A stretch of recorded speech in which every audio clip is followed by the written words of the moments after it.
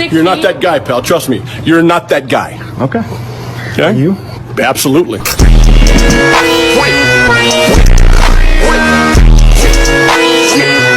What do you call a vertically challenged person who's escaped from a high security prison and can commune with the dead?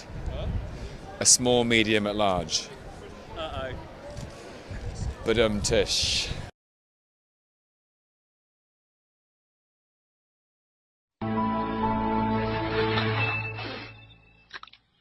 Dude, how do you feel? A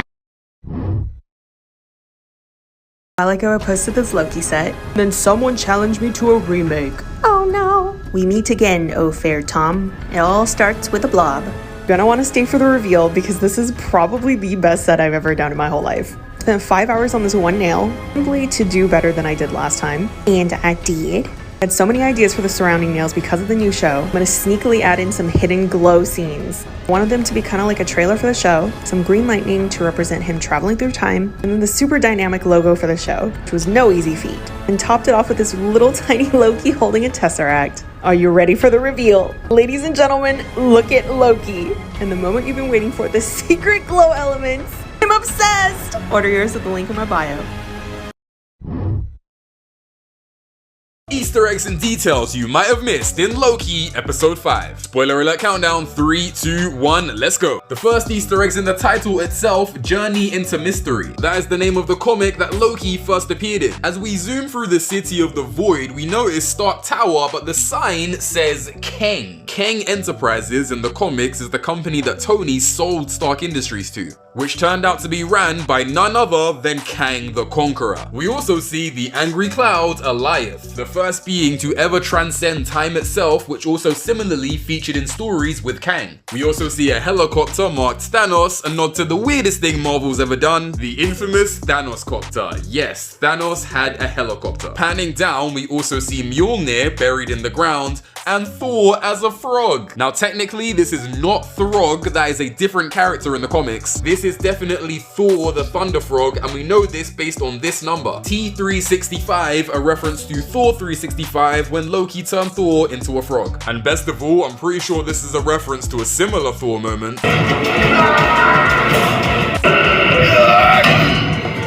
Yeah, I'm pretty sure they sampled the audio from the last time he was stuck in a glass jar in the first Avengers movie. In the Loki hideout, we see the arcade game Polybius. This was the urban legend of a hypnotic arcade game that showed up very briefly, but allegedly it mysteriously vanished when men in suits came and took it away. I guess now we know who. Among the variant Loki gang, we get President Loki, a nod to the Vote Loki comic where he ran for president, as well as this guy who showed up way back in episode 2. Loki also says that he prefers snakes to wolves. This is actually a reference to Loki's Norse mythological children, Jormungandr the snake and Fenrir the wolf. We also see a giant-sized decapitated yellow jacket helmet, who you may remember as the villain of Ant-Man. And in this wide shot, notice the ship to the left looks a lot like the Dark Aster, which was Ronan the Accuser's ship from Guardians of the Galaxy. We also get a glimpse of a statue of the head of the Living Tribunal, basically a giant cosmic judge of the Marvel Universe. Loki also gets gifted the Levatin sword. This is Loki's genuine sword from Norse mythology that also appeared in the Agent of Asgard comics. And just when you thought we were done with the Wizard of Oz references, I couldn't help but notice this visual symmetry. A wide shot with our adventurers framed small walking towards a greenlit castle. Especially funny as we too are about to meet the man behind the curtain. Okay, at this point it has to be either evil Loki or Kang, right? What do you think? Man, this was the longest and deepest Easter egg hunt I have done in ages. You guys know I deserve a follow for this. I mean, please, I worked really hard on it. Comment your theory on the big bad. For now, that's the tea. Here's a fun fact about Mobius from Loki that I think you guys will like. Spoilers if you haven't seen like the last 2 episodes of Loki. So we discovered that Mobius, like all other workers at the TVA, is a variant. And like all those variants, he was plucked from a specific time period. So what period is Mobius from? Well, we found out in episode 2 that Mobius is obsessed with jet skis. which is a creation of the early 90s. Now this could just be one of his random obsessions throughout all of space and time, but in episode 1, Mobius can be seen drinking a Josta. And this is an important little detail, because it turns out Josta was an energy drink that was launched in 1995 and discontinued in 1999. So I think it's safe to assume that Mobius here is from the 90s. Please don't go, please don't go. I love you so, I love you so. Please break my heart. Don't.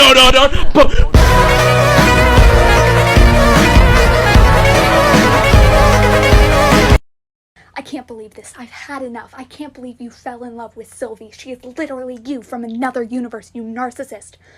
Go fuck yourself. No.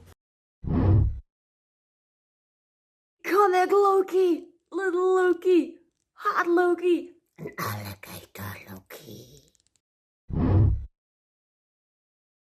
Okay, I have a theory about Loki episode 5. Spoiler warning. So I think it was very intentional that they included the old man Loki story about how he cast a projection that was so powerful that even his Thanos didn't even know it was him. And then he hid away in the ship, and then he went off and lived his life in solitude. I think they included that story because at the very end of the episode, we see Old Man Loki being very powerful in projections by casting an entire Asgard. And that power really showed the potential of our Loki and even Sylvie of that they can be more powerful than they are now. And the line, I think we're more powerful than we realize, it's very important. So here's my theory. You remember in Infinity War how Loki was acting completely different after Hulk lost to Thanos? He was acting completely boastful and very confident, and it was very stark difference between how he was before and how he was after. I think whatever happens at the end of this series, that Loki is going to go into that timeline. And the Loki that we saw in Infinity War after Hulk was defeated is actually this Loki. But it's a projection, a very strong projection, just like Old Man Loki said. And so the Loki that died in Infinity War was actually not a Loki. It was a projection. So that means that this Loki is now alive and preserved in the timeline.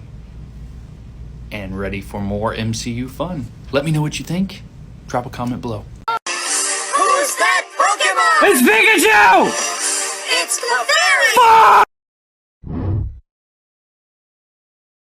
Wow, that looks like a fruit roll up. Oh, it's. Wait, how the fuck did you do that? You fucking wizard, bitch.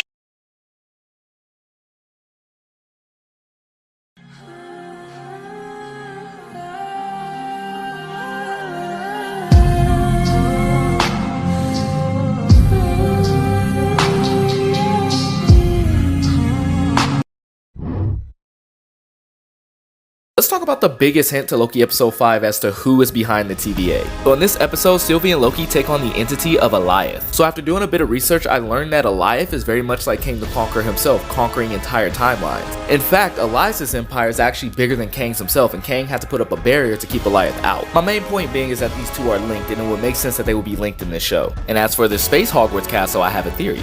Now the city that Kang the Conqueror rules is called Chronopolis, which looks very much like the city we saw in the Quantum Realm in Ant-Man, which lines up perfectly because Kang the Conqueror is the confirmed villain for Ant-Man and the Wasp: Quantumania. Now I know this may sound weird, but what if this is a version of Chronopolis? Or at the very least a small piece, because when Sylvie looked inside of it, it did look very quantum realmy. And it does seem to be a dome over this area. Either way, we got one episode left, so we're gonna find out one way or the other. You miss the feeling of my lips against your neck, my hands roaming your naked body, and the feeling of my heartless sliding inside you. Don't you, babe?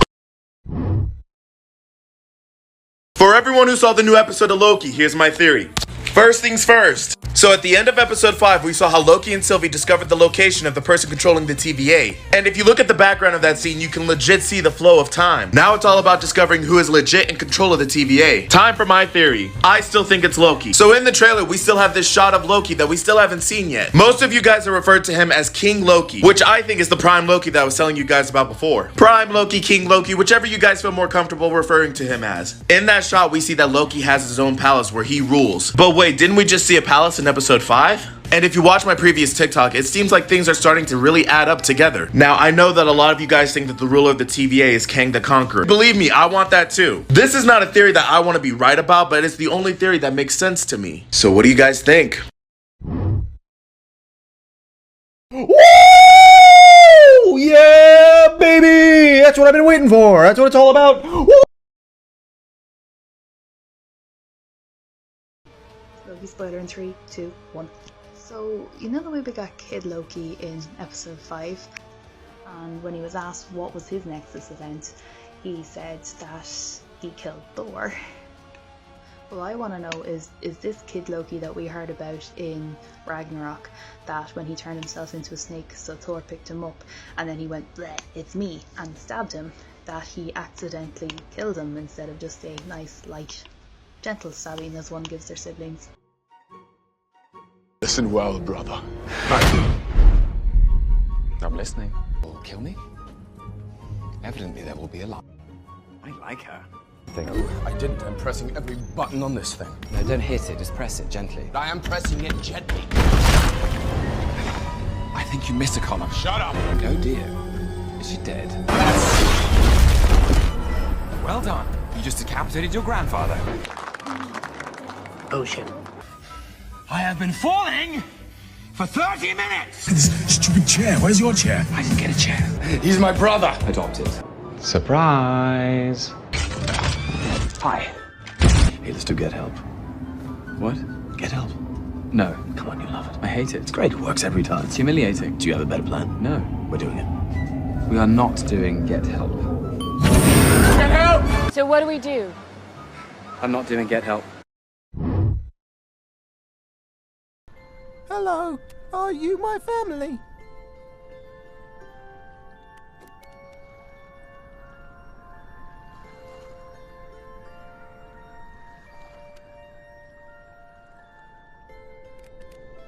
You don't have a family. Sorry. What? What? I thought that was what we were all nodding about. Hey, don't be surprised if one day I just...